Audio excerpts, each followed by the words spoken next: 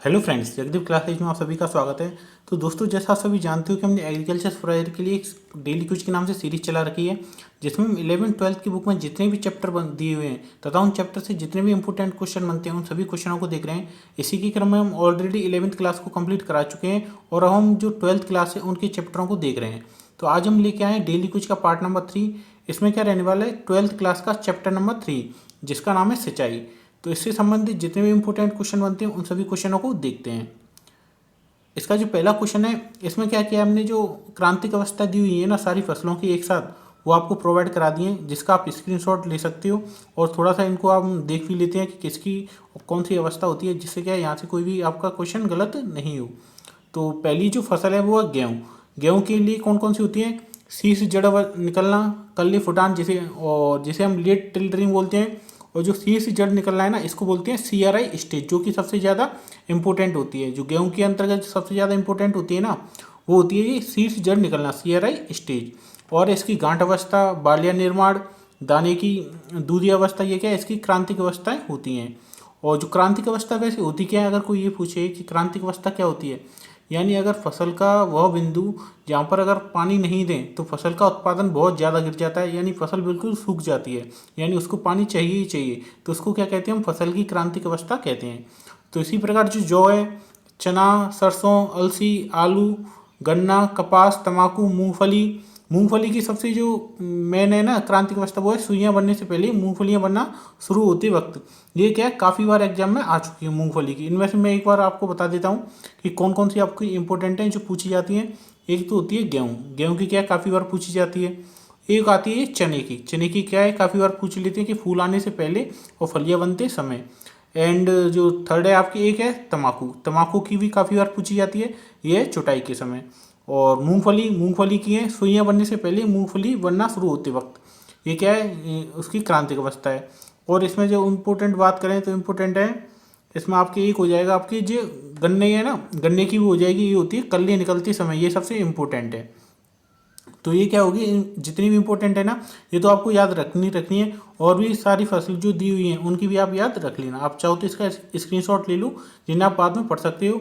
और वैसे भी अब हमने क्या कर दिया है, एक टेलीग्राम चैनल आज बना दिया गया है, जिसे आप हमारी जो टेलीग्राम चैनल पर जाके यज्ञदीप क्लासेज सर्च करोगे, यानी आपको क्या करना है, यज्ञदीप क्लासेज सर्च करना है। वहाँ जाके आपको ये क्या जितनी भी PDF हैं वो आपको मिल जाया करेंगी। अब देखते हैं नेक्स्ट क्वेश्चन। नेक्स्ट क्वेश्चन है क्वेश्चन नंबर 2। फसल की सतह का तापमान किस यंत्र की सहायता से नापा जाता है। जो फसल की सतह का तापमान है वो किस यंत्र की सहायता से नापा जाता है, तो ये नापा जाता है आपके इंफ्रारेड थर्मामीटर। किससे नापा जाता है, इंफ्रारेड थर्मामीटर से।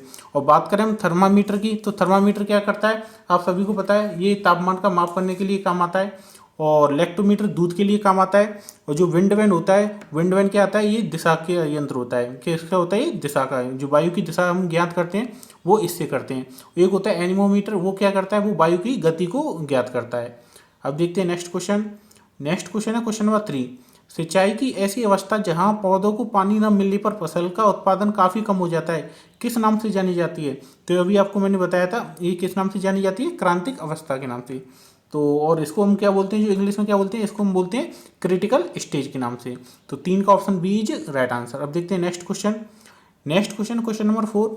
मृदा में उपलब्ध जल की निचली सीमा की अवस्था किस नाम से जानी जाती है। जो मृदा में उपलब्ध जल की निचली सीमा की अवस्था है वो किस नाम से जानी जाती है, तो ये जानी जाती है स्थायी मिलानी बिंदु। किस नाम से, स्थायी मिलानी बिंदु। तो 4 का option C is right answer. और बात करें इसकी जो इंग्लिश की, क्योंकि इसका क्या है, कई बार इंग्लिश फॉर्म में पूछा जाता है। वैसे तो इसको शॉर्ट रूप में कहते हैं PWP, परमानेंट वेल्डिंग पॉइंट, ये क्या इस नाम से जानी जाती है। और फ्रेंड्स एक चीज़ और मैंने अभी थोड़ा देर पहले भी बताया दिया था कि जो हमारे जो टेलीग्राम चैनल है ना, वो यज्ञदेव क्लासेज के नाम से ही है, यानी आपको कोई दूसरा ज्वाइन नहीं करना है, आज ही बनाया है। उसमें करीब 18-20 सब्सक्राइबर होंगे अभी। तो आपको क्या करना है, यज्ञदेव क्लासेज सर्च कर लेना है, और जो उस पर प्रोफाइल पिक लगी हुई है ना, वो हमारे चैनल की लगी हुई है। तो आपको वो जाके ज्वाइन कर लेना, जिससे जितनी भी PDF हैं और भी जो क्वेश्चन इंपॉर्टेंट होते हैं वो भी आपको क्विज के माध्यम से वहाँ दे दिए जाएंगे। अब देखते हैं नेक्स्ट। नेक्स्ट है गेहूं की फसल के लिए सामान्यतः कितनी जल मांग होती है।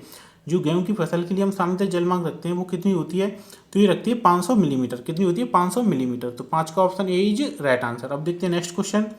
नेक्स्ट क्वेश्चन है क्वेश्चन नंबर 6, गन्ने की फसल के लिए सामान्यतः जल मांग होती है, जो गन्ने की फसल के लिए सामान्यतः जल मांग होती है वो कितनी होती है, तो ये होती है 2000 मिलीमीटर। तो 6 का option D is right answer. अब देखते हैं नेक्स्ट क्वेश्चन है, इसमें क्या किया है हमने, जो विभिन्न फसलों की जल मांग दे दी गई है, जो कि आपकी 12th की बोर्ड की जो फोटो है यानी किताब है उसमें से फोटो लेके आपको डाल दी गई है, जिससे क्या है सभी फसलों की एक साथ जल मांग कंप्लीट हो सके, क्योंकि एक जल मांग कभी कभी पूछ लेते हैं।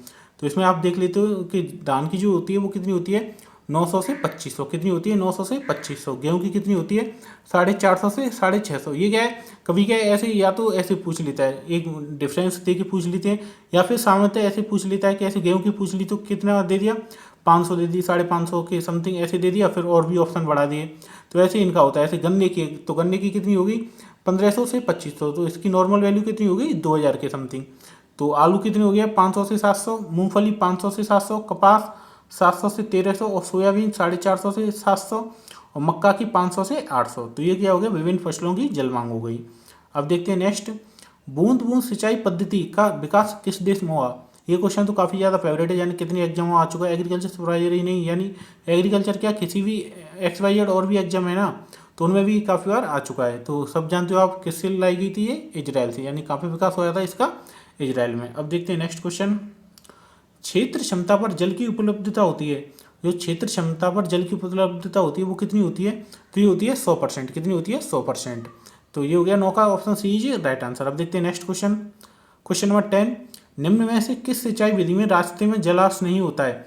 यानी इसमें क्या पूछा है, ऐसे हम सिंचाई कर रहे हैं, सपोज करो यहाँ से ये कोई टैंक है, यहाँ से हमने सिंचाई की, यहाँ पे खेत है ये, तो यहाँ पे क्या है जितना भी रास्ता है ना यहाँ से जाएगा ये, तो यहाँ पे क्या बिल्कुल भी जलाश नहीं होगा, डायरेक्ट पौधों को ही पानी मिलना चाहिए।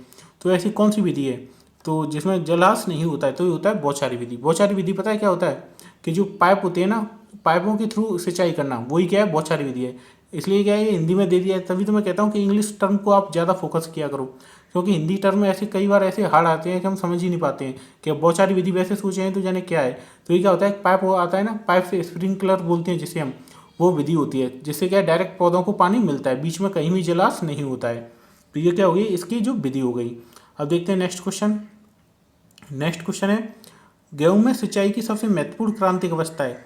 ये क्वेश्चन आपके लिए, जिसका जवाब आपको कमेंट बॉक्स में देना है। और फ्रेंड्स ये थी आज की क्विज, क्योंकि आज की क्विज में ज़्यादा इंपॉर्टेंट था ही नहीं, थोड़े बहुत ही क्वेश्चन थे, क्योंकि सिंचाई से संबंधित ज़्यादा क्वेश्चन नहीं बनते हैं, और जितने भी इंपॉर्टेंट क्वेश्चन थे वो आपको बता दिए। अब मिलेंगे कल एक नई क्विज के साथ। थैंक यू फ्रेंड्स, जय हिंद जय भारत।